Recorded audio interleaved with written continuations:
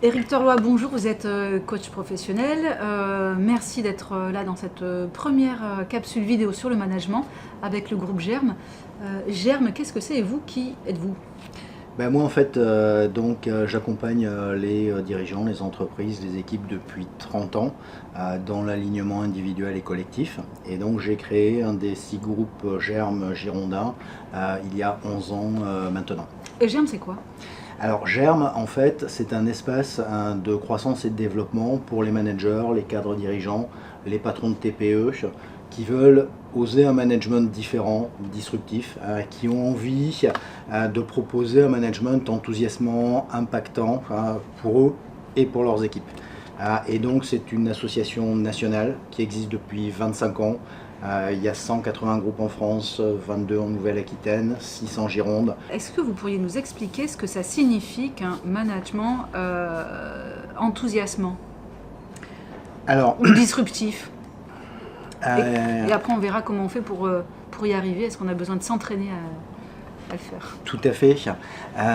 L'idée, c'est de proposer un management qui soit beaucoup plus collaboratif, qui soit beaucoup plus participatif, et qui soit aussi cross-fonction. Donc ça veut dire pas de silo, intermétier, on fait des échanges entre les métiers. J'imagine que ça n'est pas inné, ça veut dire qu'on a sans doute besoin de s'entraîner. Alors effectivement, il y a un gros besoin d'entraînement et on va rentrer en fait un petit peu dans un des paradoxes de l'entreprise, c'est-à-dire que l'entreprise elle a envie d'avoir des top compétiteurs, des Teddy Riner, des Sinner, sans jamais leur donner le temps de s'entraîner.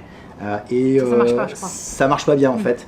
Si on se fie à Yannick Noah, en fait, il disait c'est bizarre, plus je m'entraîne, en fait, meilleurs sont mes résultats. Ipsos, qui pareil l'année dernière a fait un sondage sur les jeunes générations. Ils sont 52% aujourd'hui à vouloir évoluer vers des fonctions de management. Il y a 10 ans, c'était 68%, c'est-à-dire une baisse, 23% de régression. Donc oui, il y a besoin de développer, et pour les managers eux-mêmes, et pour les équipes et l'entreprise, un management plus enthousiasmant. Mais alors, on n'a pas forcément tout le temps, on n'a pas forcément le temps d'ailleurs de s'entraîner.